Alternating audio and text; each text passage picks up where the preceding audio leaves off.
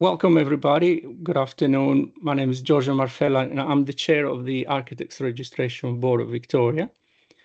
Before we begin, I'd like to acknowledge the traditional owners of the land in which we are meeting.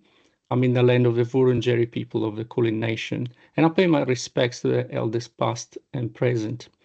Now, as you can see today for an ARBV webinar, we have quite a few guests, all very high profile, I should add, and the opportunity is to introduce a report which is an output of a research project the ARBV has undertaken in the last year concerning the strengthening of compliance culture, particularly in architecture, of course. And so I won't anticipate too much about that, but I think in a nutshell is an opportunity for us to reinforce the professionalism that architects provide in the building industry, and the hope that architects will continue, of course, to maintain those professional duties in the public interest.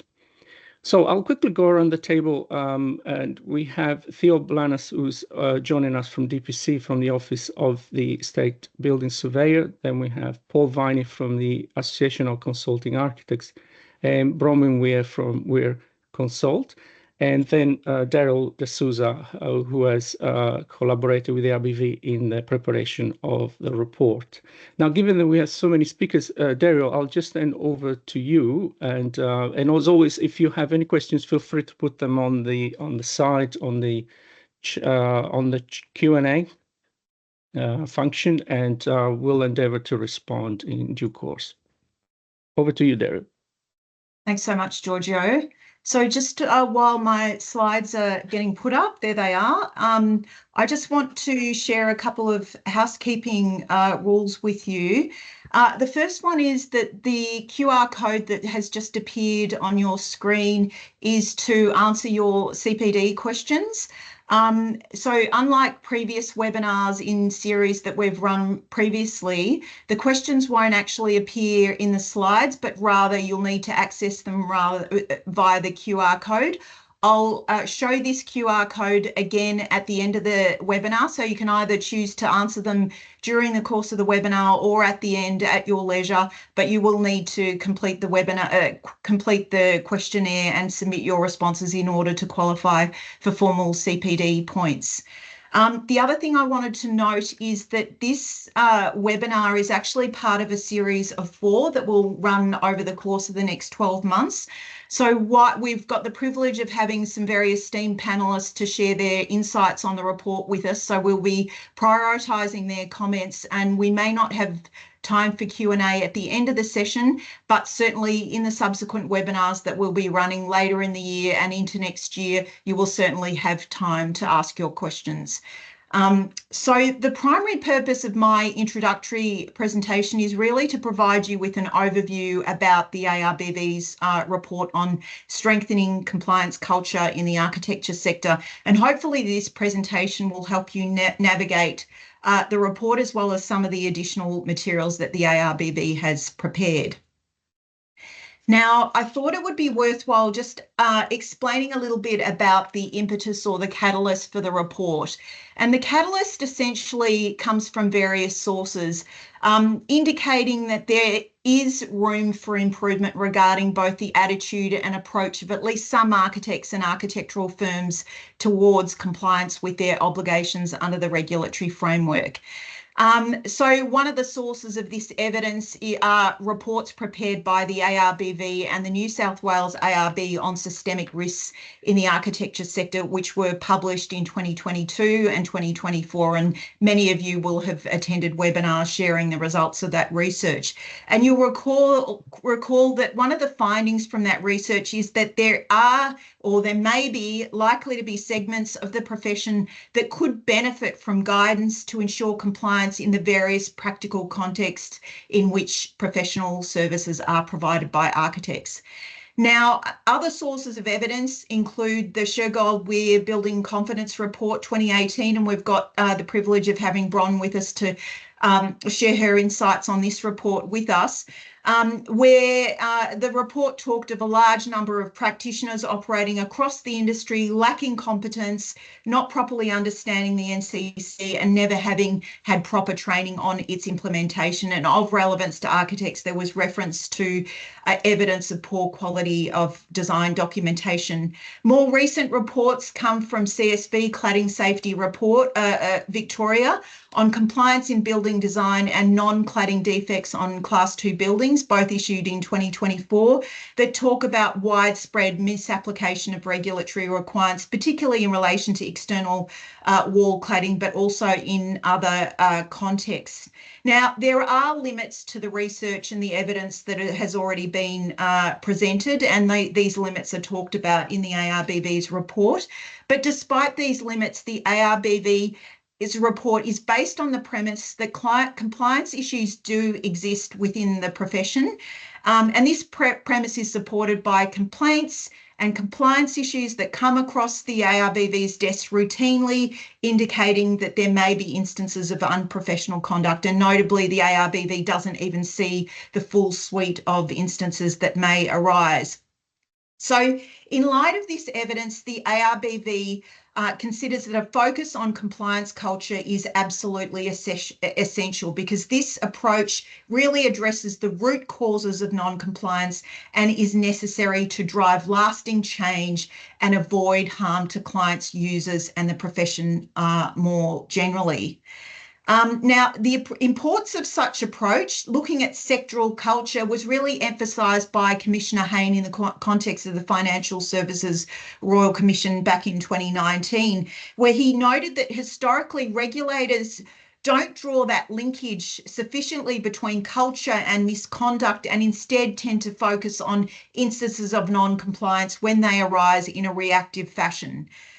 This report that has been prepared by the ARBV will form the foundation of future initiatives that will be undertaken by the ARBV to strengthen and enhance compliance culture within the sector.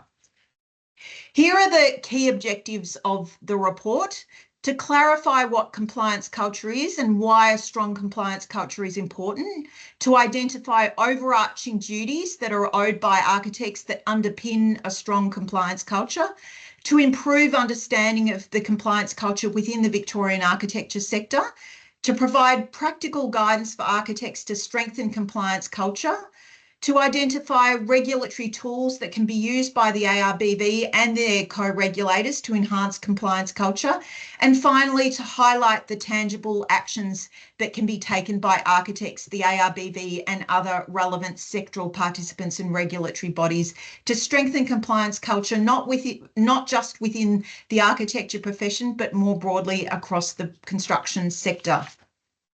In terms of the approach that the ARBV adopted to prepare this report, it was in part based by a desktop analysis of academic research, reports, case law, and non-compliance data, and it was supplemented by a focus group with key participants from the architecture sector, including Paul Viney, who we're happy to have with us today, and also a survey of architects registered by ARBV. And we're very thankful to the more than 500 architects who chose to respond to that survey, and the richness of the response has really helped to support the findings in this report.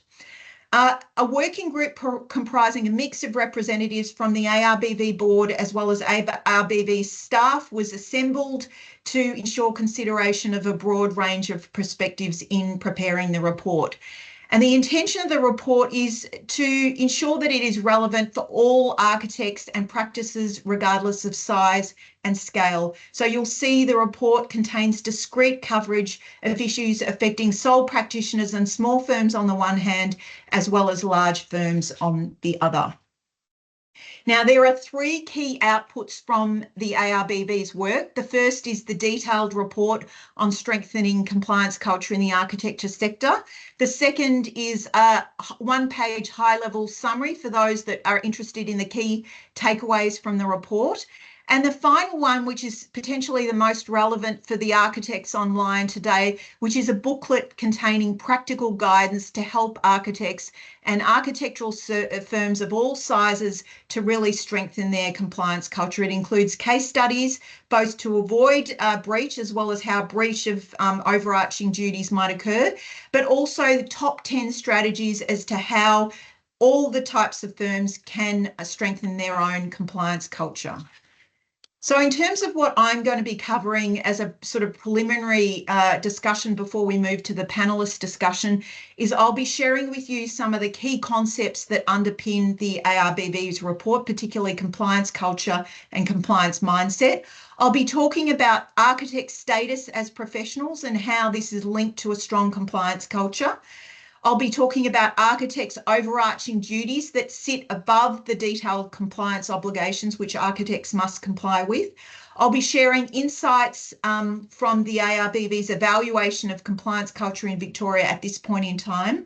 I'll be identifying strategies for architects to strengthen their compliance culture, and I'll be identifying regulatory tools that the ARBV and our co-regulators can employ to enhance compliance culture. So let's start with some key concepts. The first, of course, is what is compliance culture? Well, compliance culture is the combination of the shared values, attitudes, and habits that guide people's behaviour, actions, decisions, and strategies in their everyday operations regarding their compliance obligations. And it begs the question, compliance with what? Under the Code of Professional Conduct, as you will all probably be aware, architects must comply with all applicable laws, and this clearly includes the Architects Act, the Architects Regs, as well as the Code of Professional Conduct, but it also extends to the National Construction Code, as well as laws that apply to the provision of architectural services, including planning laws, environmental laws, but also laws that apply to the provision of architectural services more generally, like competition laws, occupational health and safety laws, as well as superannuation and taxation laws. Now, why does compliance culture matter? Well, a weak compliance culture can have devastating consequences. It can lead to poor client-architect relationships. It can lead to designs that don't meet clients' needs or have adverse social or environmental impacts. And in the worst-case scenario, it can lead to defective and unsafe buildings. On the other hand, a strong compliance culture can reduce the risk of non-compliance and avoid regulatory sanction, but it can also enhance trust and confidence in the profession, and it can set a positive example for others in the broader construction sector. What does a strong compliance culture look like in practice? Well, the foundation for a strong compliance culture is a shared understanding and agreement about why compliance is important. And it depends critically on the existence of a compliance mindset amongst members of a particular firm or practice. And we'll talk about what a compliance mindset looks like in practice in a moment.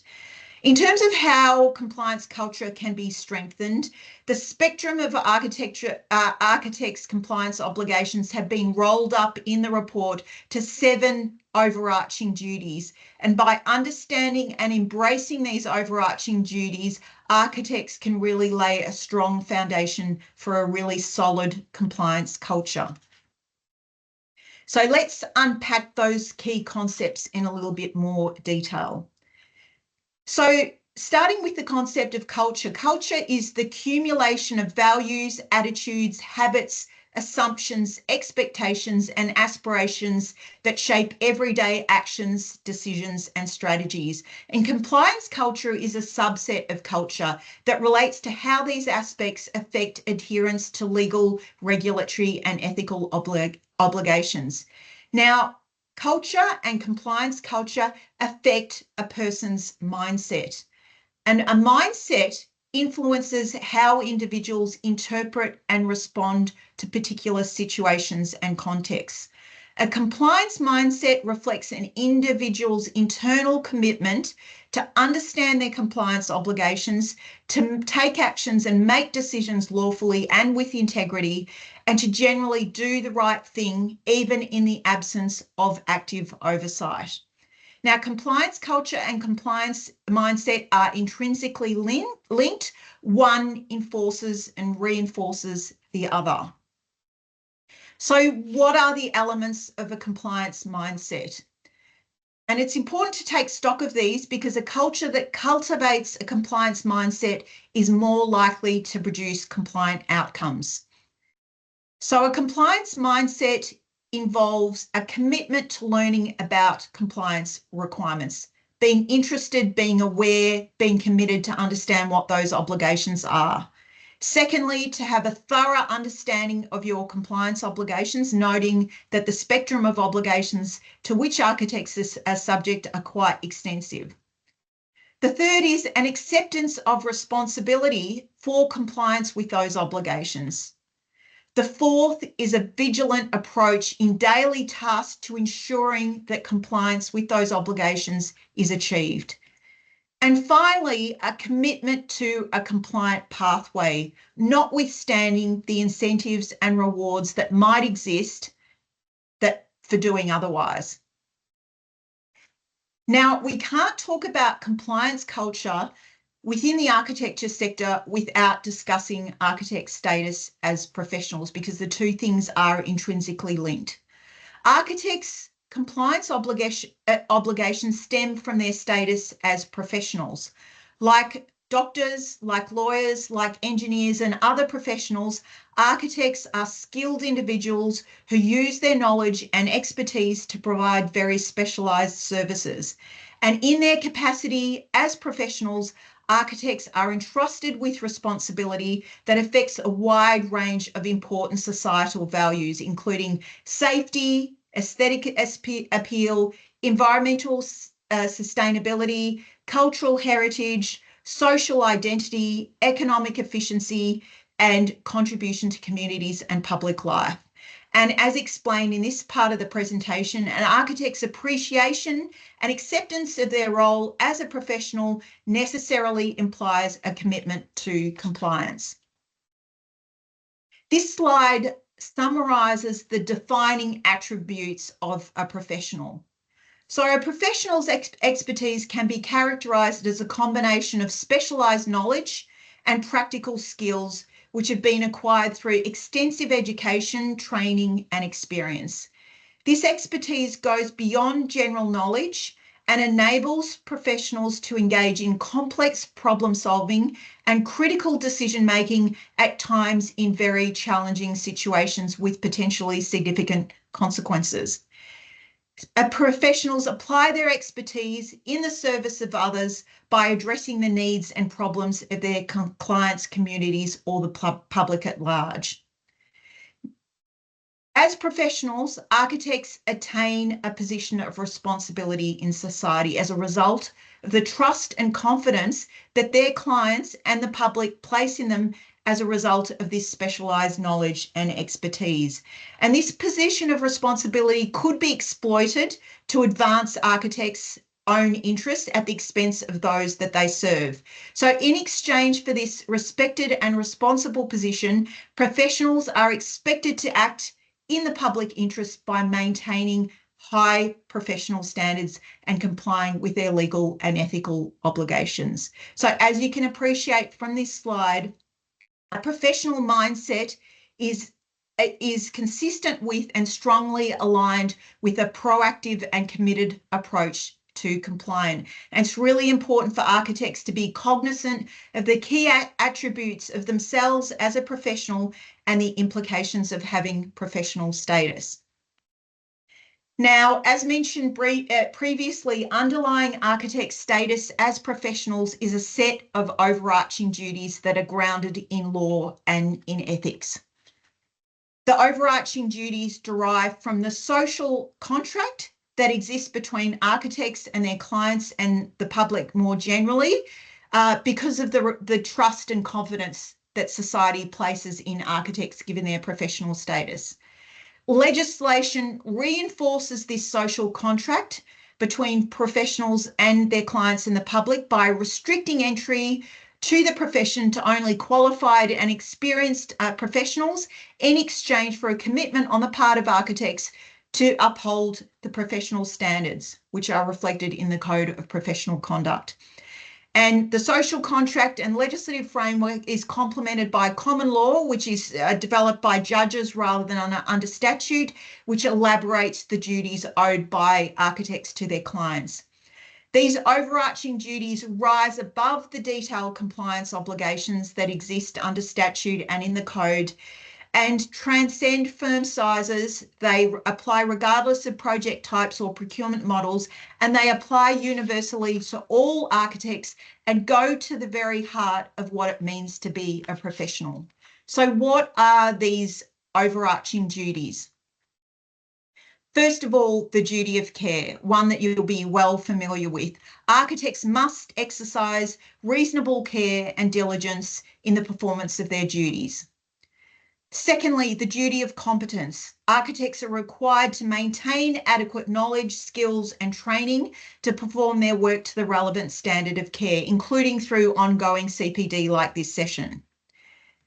Thirdly, the duty of honesty and integrity. Architects must act truthfully, transparently, and ethically in all their professional dealings. Fourthly, a big one, a duty to comply with all applicable laws, including the Act, the regs, the code, as well as the NCC and other laws that apply to the provision of architectural services.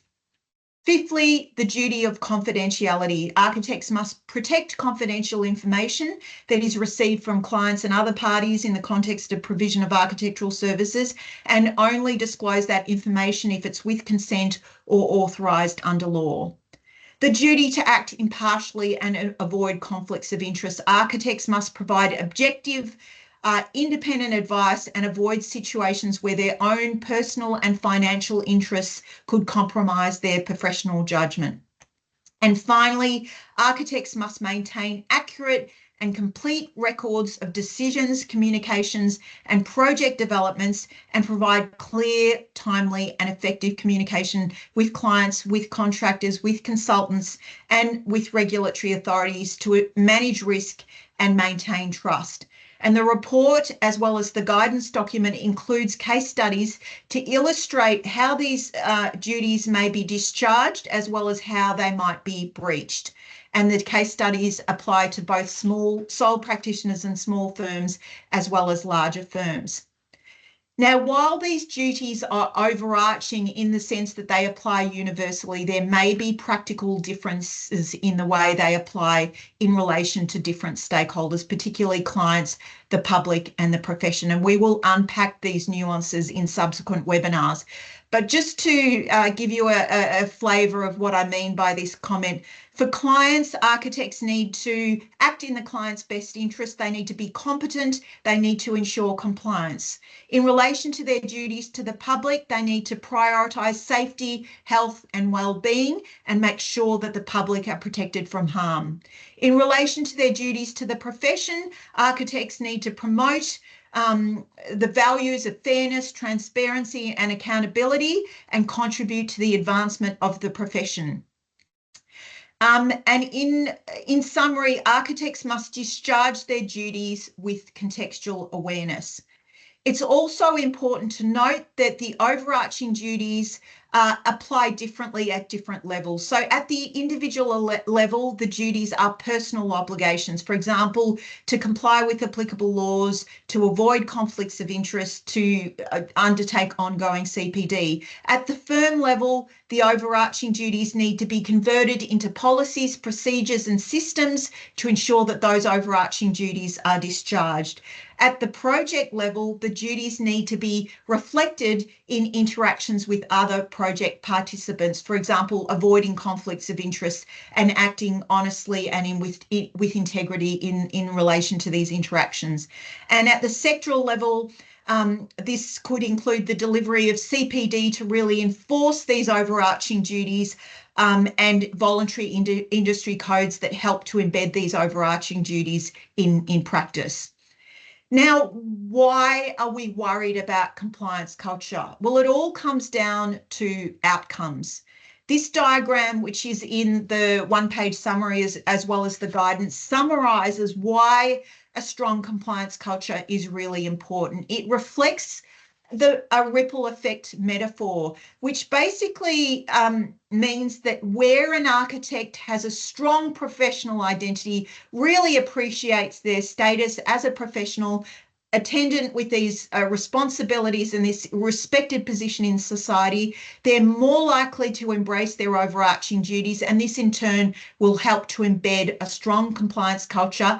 And this has this ripple effect of positive outcomes: good client-architect relationships, good design that meets client needs and avoids adverse impacts, and good quality, safe, built outcomes in practice.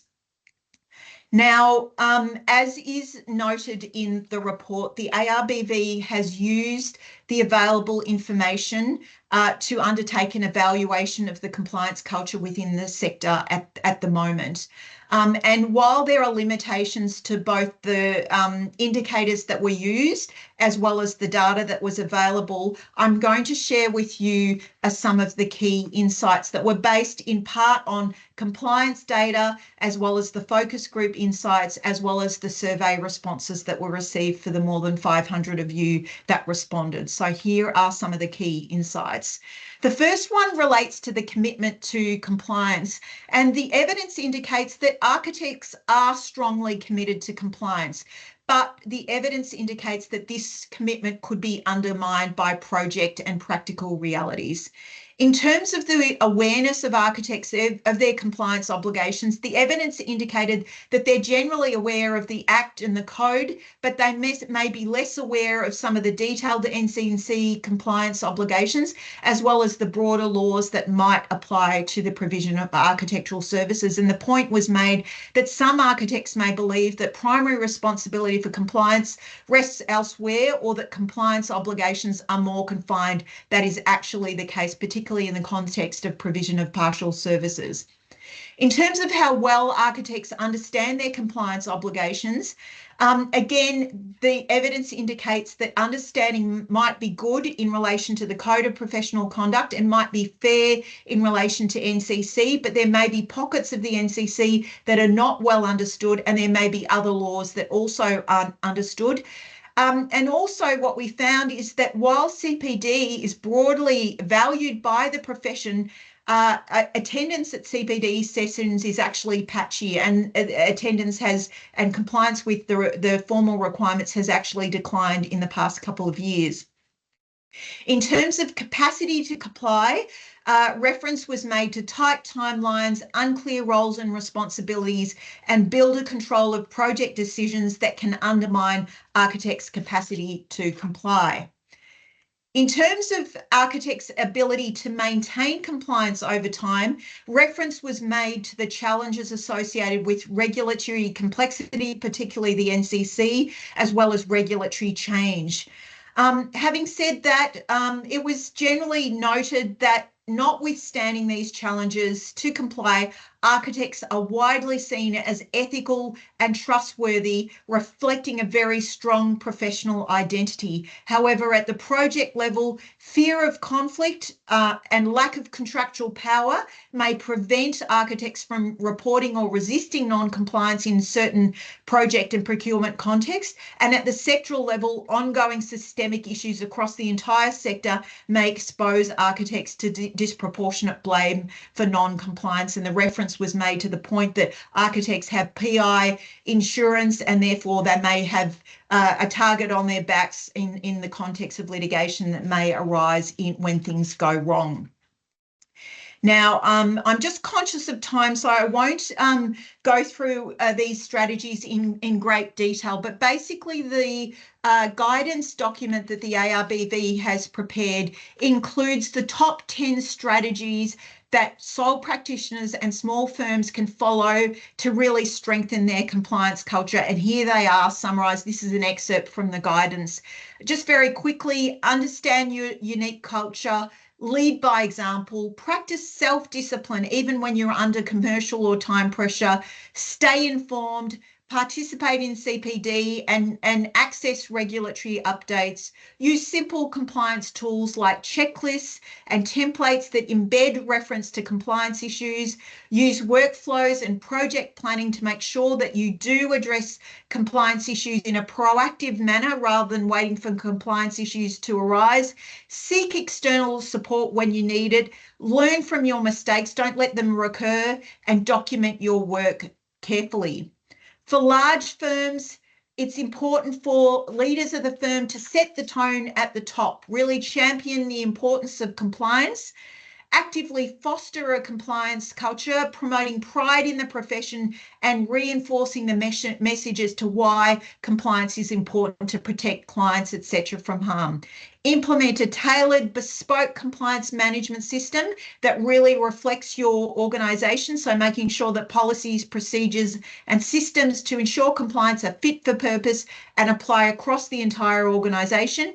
Engage with staff, remind them of their compliance obligations, make sure that their roles and responsibilities for compliance are clear, provide ongoing and training and education, or at least support them to attend training and education, promote openness and transparency about compliance issues when they arrive, establish a reporting mechanism so that compliance issues can be escalated and dealt with across the organisation, incentivise compliance by, for example, linking performance reviews with client compliant behaviour, and commit to continuous improvement.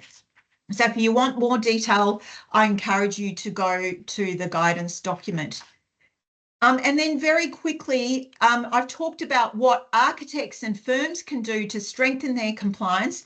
And very briefly, I want to just talk about the regulatory tools that are available to the ARBV and other co-regulators to support and enhance compliance culture within the profession. Education and guidance, regulatory incentives, for example, taking compliant culture into account when non-compliance does occur. Targeted enforcement, really coming down hard on those that repeatedly fail to comply. Public censure, naming and shaming those that repeatedly fail to comply. And finally, collaborating and coordinating with co-regulators across the building and construction sector. And a mix of regulatory tools may be needed to drive meaningful change, and this mix may need to evolve over time, depending upon what's going on with the sector. And finally, once again, here's the CPD QR code for you to answer your questions, but some very brief key takeaways before I hand over to Giorgio and the panellists. First of all, a strong compliance culture is not optional in architectural practice. It is part and parcel of being a professional, and it will help you navigate your complex and detailed compliance obligations. And moreover, as the report explains, there are significant benefits that can accrue from a compliant culture. Now, a strong compliant culture can take significant effort but it can deteriorate really quickly if neglected. So you need to continuously cultivate a strong compliance culture. Finally, all participants in the construction sector need to collectively commit to compliance, but architects can lead by example. So I apologise for going through this very quickly, but I'm just conscious you've got an important discussion coming up with the panellists, and I'm going to hand over to Giorgio and the panelists to continue the discussion. Thanks, Giorgio. Thank you, Dariel. So this was a very condensed outline of a report that is already quite voluminous, and as you pointed out, there's a particular version that should assist architects also in applying, and as we also try to emphasize, to make sure that there are different realms and different kinds of projects, different kinds of firms where this culture can be implemented or reinforced where it already exists. So this takes me the opportunity to go around the table from some additional comments, and without following any particular hierarchy, I would like to just ask maybe Bronwyn to make some comments on this initiative, and Bronwyn also kindly accepted to provide us a preface or some sort of forward. So, Bronwyn, would you like to give us a bit of a perspective also from the broader challenges that the construction industry is facing in the last few years? Sure. Thanks, Giorgio. Well, I commend the ARBV on this report. It is a great body of information, and the thing that occurred to me in reviewing the document and preparing the forward was that this is not something. This is something that other professions can use. It's a really good biopic or deep dive into architecture, but a lot of the principles apply. And one of the things that, even in my own profession, of course, as well, as a lawyer, but one of the things that recurs to me is, why is it so hard? And why does professionalism often something that you have to keep working on and that can fall away if you neglect it? And I think the little takeaways I would say is that our human condition really goes against the grain with professionalism. Conflicts of interest are often things we don't see ourselves, and we have to work hard to look at and find other perspectives to really question whether we're in conflict. And in fact, someone said to me once, if there's no conflict, there's no interest. So that can really go against dealing with things like conflict of interest. The other would be honesty. As much as we'd all like to think we're very honest, I think that there are a lot of reasons why sometimes we can be dishonest without knowing or thinking that we're actually harming anybody.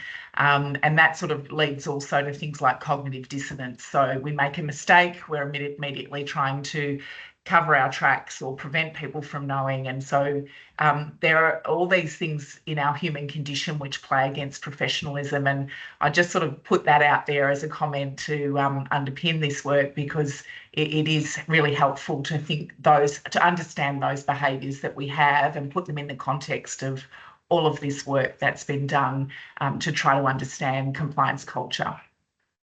Thank you, Bronwyn. And it's important I think architects, as we pointed out, have an internal understanding of being professional. But I should add, as an architect myself, sometimes we feel a bit of imposters in the professional field. So we appreciate also having this perspective from a legal, but also the perspective of other professions that have built up a set of knowledge that is ultimately shared on these values of integrity and honesty, which might seem some very abstract concepts, but they actually turn out to be very important in practice. They do. And Theo, from a perspective also of DPC, we're going through a period, of course, of regulatory reform in Victoria. Building surveyors as well have certainly stepped up in the last few years in trying to raise the professional contribution they provide to the built environment. Do you see any analogies between what we have developed with the ARBV and some patterns that may apply also in more broadly in the industry? Theo, you're on mute, sorry. Apologies, of course. Thanks, Georgia. Yes, I do see similarities. I mean, when this came up and we talked about compliance framework as a building surveyor, and those that work with building surveyors, like architects do, that is our scope. We are in that compliance space, and we're constantly trying to create that culture and look at ways of how we incorporate that throughout the building industry. So this is very much welcome. Thank you, Theo. And Paul, very quickly also, some comments from the perspective of the profession, then I'll hand over to Dariel. How do you think you can, do you see any scope to implement this initiative, I think the first thing we've got to do is we've got to actually accept that there are a range of issues and a range of non-compliances, some of which are by, I think, ignorance or naivety, some of which by intent. I think we've got to try and rule out both. As an ACA, we have a perspective that there's a clear link between compliance and business knowledge and maturity, that there is so many layers of regulation that we have to be aware of. It's very difficult for small practice to be across all of the IR, HR, NCC, anti-competition. You go through it, there's so much that's involved, but we've got to rely upon our professional bodies to support that knowledge link. And I think one of the key things is the value system, that it's imperative that it's embedded within every practice, that there is a value system that understands both professional, business and regulatory obligations, because they all go hand in hand. Thank you, Paul. Dariel, I can hand over back to you. I know you have some questions you'd like to ask. I thought I'd just sort of introduce a bit more and engage with the guests, but I can hand over to you for continuing. Thank you. Sure. Thank you, Giorgio. So we've got a series of questions that we will open it up to the panelists. So the first one relates to architect's status as a trusted professional, and Bron's already touched on this, but the report suggests that a strong professional identity and compliance mindset will help differentiate architects from other building designers. So the question we have for you is, do you think that a strong compliance culture can help to differentiate architects? And from a compliance perspective, what must architects do in practical terms to successfully claim the status of trusted professionals? Paul, can I start with you? Sure, thanks. Yeah, look, I think, to be honest, that's really a huge opportunity for architects, because we're largely a relationship-based business, and there's clearly an opportunity for us to establish and demonstrate a role as both a technical expert, but also a trusted professional and advisor to the client. But there's a rider on that. We can't just take that for granted. We actually have to demonstrate a whole range of issues, and things like highly developed open communication skills, the ability to listen and actually understand what our client's saying, clearly establishing and explaining project roles and responsibilities so the client is well aware of the expectations of each party. One of the main ones is having real technical expertise within the area we're working. Just because we're an architect doesn't make us an expert in all fields. So we've got to be careful about those projects that we actually take on. We need honesty and integrity in all our dealings, and we need a genuine independence in the process. And our belief is that the regulations and the code of conduct actually set us apart. And if we need to use those as our benchmark, they are the fundamentals upon which we operate, and they set us apart from the rest of the industry. So I think there's a real opportunity, but it's up to us to work hard at it. And I think this is a great opportunity to acknowledge it and move forward. Thanks so much, Paul. I really like your characterisation of this topic as an opportunity rather than a challenge or a threat. Theo, from a building surveyor perspective, can I ask you to respond to the question? Yeah, sure. Thanks, Dariel.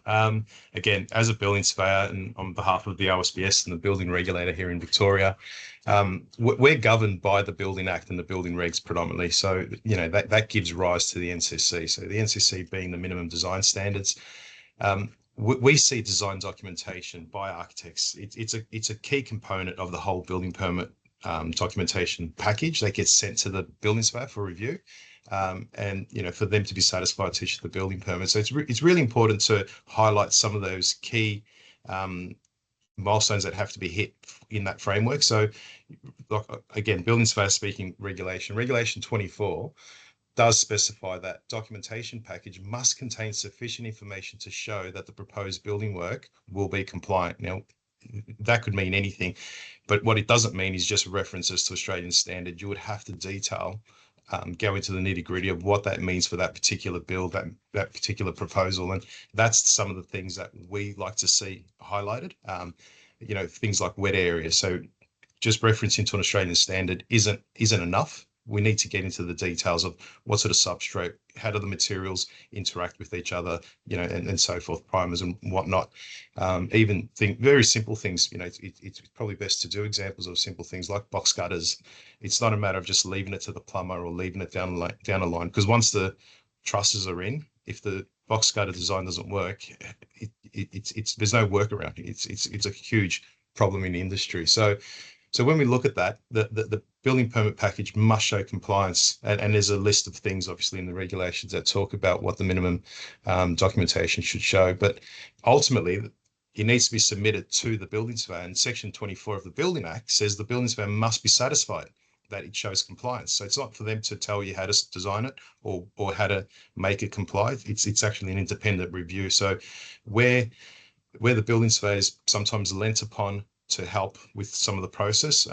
What we're seeing more in the industry is consultant building surveyors coming across and being that guide in that space, So then the building surveyor that is the relevant building surveyor signing off that permit remains independent. That's really key in this whole compliance integrity process. And ultimately, what would be guiding, I guess, these designs is the design documentation. Does it have enough detail for the actual builder to build the thing without having to guess the bits in between, or pass it to the subcontractors to guess the bits in between? I think that's a real key here. Someone had, like, when you're building these complex buildings, someone has to make a decision along the way. We would like to see architects make those decisions upfront as the competent registered professional, rather than letting a builder or the subcontractors that fall somewhat outside the umbrella of review and overview, how that's achieved on site. So that's... Thanks, Theo. It's really helpful to understand the building surveying perspective and some of the issues that you mentioned about lack of detail in design documentation is sort of elaborated and considered in quite a bit of detail in the ARBV's previous systemic risk report. So thanks for that perspective. Bron, can I pass over to you? Yeah, I think one of the challenges for architects, and it's reflected in one of the questions that one of the listeners has put on, is there are a lot of things that architects do that others can do, and that they're allowed to do. And so you've constantly got this pressure and potential erosion of what it is the architect can offer and how they can be undercut by others that don't have the privilege of being able to call themselves an architect.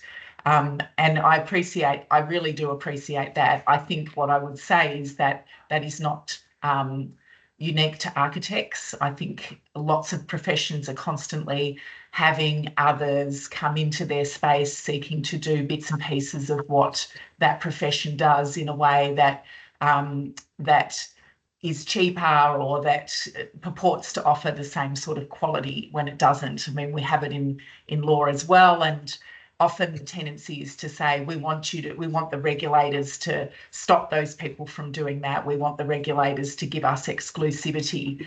And that would be nice, but it doesn't always happen. I mean, project managers is a classic example in construction. The rise of project managers over the last couple of decades has been incredible. They're the fullest courses at university, and the people that are becoming project managers are people that might otherwise in the past have become engineers, building surveyors or architects, and they're doing bits and pieces of those roles in a largely unaccounted for fashion and having enormous influence in the industry. So I think rather than necessarily throw your hands up in the air and say, well, how do we deal with this? What I would say is the profession of architects is a well-known profession. I think most people in the society would understand what an architect does. It is a real privilege to hold that title. And I would encourage anyone who has qualified to it as an architect to go ahead and become registered and be able to hold that title proudly, as I do as a lawyer. The minute you are able to hold a practicing certificate as a lawyer, you do. That's part of being professional. So I think that architects do have something to hold on to distinguish themselves on. And it's really important that these concepts of professionalism are heavily embedded so that you can be proud to hold that title. And you will not be able to stop others coming in and trying to take your space, but you do need to, I think, stand firm on the fact that you are a recognised profession and continue to work on these issues around compliance, culture, integrity, and so that people understand when they go to an architect, they are getting something more than perhaps a designer or someone else that's purporting to deliver similar services. So I would just encourage you to accept that you are a profession, you are a title that people understand as a profession, and it's up to the profession to maintain that integrity and to really try to distinguish themselves and create the value proposition that you're different from project managers, you're different from draftees, and you're worth paying for or having on the job.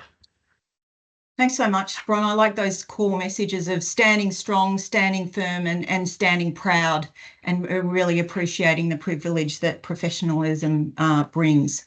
If we can move to the next question about converting these overarching duties into fully integrated part of professional practice. So the report highlights that architects' overarching duties go to the heart of what it means to be a professional and transcend firm size, type, project and procurement model. The question for you is, from your perspective, how could or should architects ensure that overarching duties are fully integrated into professional practice rather than abstract principles, and what outcomes would you expect to see as a result? And obviously we've put forward some strategies that we are recommending in the report, but we'd be interested to hear from the three of you as to how you think these overarching duties could be integrated. Bron, can I start with you on this one? Yeah, look, I think the report itself gives a lot of tips on this, but you have to understand what your obligations are to start with. So making sure you educate yourself. It can be difficult as a small business, but it can also be difficult as a large business where you've got a lot of people that you need to keep eyes on. So I think the challenges for different size businesses are there and have to be understood and recognised as to how you go about educating yourself, and if you're a leader in a larger business, how you make sure that those that are working within your business are displaying those levels of integrity through your leadership models. So I think educating, constantly thinking about, as I mentioned earlier, these human conditions that we have that undermine professionalism without us even knowing it, and being very aware of those. So that there is transparency and we can call those things out and understand that there are these sort of forces within ourselves individually as well as collectives that do sometimes pull us away from integrity, and really just trying all the time to keep it in the forefront of our minds in the decisions that we make, and in second guessing ourselves before we potentially go down into places which lack integrity. Thanks so much, Bron. And the point you raised at the outset about the different challenges that small and large firms face is one that we took great stock of in preparing the report, and we've tried to tailor the advice and strategies based on those distinct challenges. Paul, can I pass over to you to have a go at this question? Yeah, thanks, Dariel. Look, there's a couple, just in terms of breaking it down a little further in terms of overarching duties, there's a couple that really stand out to me. And that's the requirement to deliver work within agreed timeframes and budgets. It's the understanding in business terms of, when you take on a project, do you have the right technical expertise to actually deliver that project? Are you taking on board something you don't have the capacity to do? Do you have the resources to complete the project within the right timeframe? And are we ensuring that we're actually supervising unqualified staff in the process? So we've got to understand those core requirements, but compliance must be a leadership priority. It's something that needs to be set out as clear priorities and policies within the office, and it should be part of the QA system, which should underpin its importance. It really needs to be embedded as part of the culture, and not a sort of bolt-on that's referenced occasionally when we're looking something up. It's got to be what we do on a day-to-day basis, rather than what we occasionally do as part of the process. And the expected outcomes are, we raise the quality of the product that we're providing, we get better value in terms of the way in which the consumer sees us, and we improve the profession, which is what we're all aiming to do. So I think it's fundamentally necessary that we go through this continuous improvement process that you refer to. Thanks so much, Paul. And you've sort of highlighted the importance of really considering how these various duties apply in practice in different contexts, and we'll certainly be unpacking some of that in the subsequent webinars. Theo, can I pass to you for this question? Yeah, sure. Thanks, Dariel. So I guess to complement what's been said as well, from a building spank point of view, firstly, we welcome this sort of thinking about compliance. Sometimes we feel as building surveyors or building regulators, we're the only ones thinking about compliance. So it's very welcome to see other professions really consider it and put so much time and effort as you have in doing so. So that's great. One of the findings that we've seen over the time, and I don't want to talk over Bronwyn because it's basically her finding, is that inadequate so the link between poor documentation and project variations, construction costs blowing out, non-compliant matters, and so forth. So we see the finished product of that architectural firm producing a set of drawings. So then there are a number of factors why there may be poor documentation, but what we see, we don't know that. We just see that there is poor documentation. It lacks details. It's either non-compliant or it's just insufficient information. Hearing what Paul said as well, it goes back to scope as well. So being engaged, it's not just having the capability, it's actually scoping what is needed for a particular project. So sometimes, there are these pressures, commercial pressures, this is outside my space, but there are commercial pressures to deliver something for a certain budget, certain time, but it might need more than that, because once it gets to the building permit or construction costs, we only have those drawings to scrutinise. And if they do lack, then it is a reflection of, is compliance being considered here? So I guess I can leave it at that on that. Thanks so much, Theo. And you sort of illustrated the cascading consequences that could arise if compliance isn't taken seriously at the design stage. And you see sort of the pointy end of the process when, the compliance hasn't been achieved and there may be poor built outcomes. Just in the interest of time, I might just skip to the last question, which relates to sector-wide collaboration to strengthen compliance culture. And the report calls for all participants in the construction sector to work collaboratively and collectively to improve compliance culture, with architects encouraged to lead by example. We're interested to know, given the interconnected nature of the construction ecosystem, in practical terms, how can architects both lead as well as collaborate with developers, builders, engineers, etc., to strengthen compliance culture across the construction sector? This is the $1 million question. Theo, can I start with you? Yeah, sure. This is probably an opportunity for me to speak some of the work we've done. So we've got a working group at the moment with architects, ACA, ARBV, AIA, and so forth. Most architects that work in that apartment space would have seen a documentation guide that was issued last year. That speaks to this item. So a lot of that isn't just setting out minimum requirements, but it's actually talking about coordination and collaboration amongst the design team. It talks about some of those issues about scoping projects. There's no point having one set of drawings that comply and then another set of engineering or services or some other drawings that comply, but they don't actually talk to each other. They really need that collaborative, coordinating lens. And we see architects as being the best placed profession to actually coordinate that. So that's what we would like to see moving forward. Yeah. Thanks so much, Theo. Bron? Yeah, Dariel, one of my favourite sayings is birds of a feather, and it can work both ways. We do see people that lack integrity collecting together, and when you have a poor quality architect, a poor quality building surveyor, a poor quality engineer with a poor quality builder, and sometimes an unreasonable owner, you get fireworks, and that is all too common, unfortunately. So what I would say in terms of collaboration is align yourself to other professionals that share good integrity, good values around ethical behaviour, and be in teams with other professionals and other consultants that share your values, and socialise in those circles, work in those circles, and strive to really understand who the other consultants are on the project, and try to work with the best of the best and fit amongst those. And those sorts of collaborative, strong relationships between businesses with good integrity will produce fantastic results. And anyone who's doing the right thing will want to associate themselves with other professionals that are as well, because they're the ones that make me get out of bed every morning and try and make the industry better through the work that I do with governments. Thanks so much, Bron. A really powerful metaphor, the birds of the feather. I really like that. Paul, can we finish with you, and then I'll pass back to Giorgio for some concluding remarks, and apologies for going slightly over time to the audience.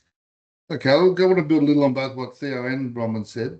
The work that Theo's been doing in terms of the minimum standard of documentation, we not only want to commend, but we want to actually get further to make it a legislative requirement, not just a good idea. And in terms of the idea of birds of a feather, we believe the fundamental principle that each party in the process has a part to play and need to be treated as part of the team. There's an issue of respect and an understanding that everyone has something to offer and we're not unique in our own skills, that we need to have very clearly defined roles and responsibilities, and they need to be understood and respected by all. And one of the key ones is that risks need to be fairly shared. That's one of the real problems we have in the industry at present. The risks are being disproportionately handed around. So we need contracts that are fair and balanced. And we need to foster open communication. And we need to consider cross-industry CPD programs that not just for an architect, but the architect, the builder, the building surveyor, we need to get in the same room. We need to be talking to each other. We need to be building trust as a fundamental part of this process, because we can't do this in isolation. And that's the message I'd like to leave. Thanks so much, Paul. Really appreciate everyone's time. I'll pass over to Giorgio just for some concluding remarks.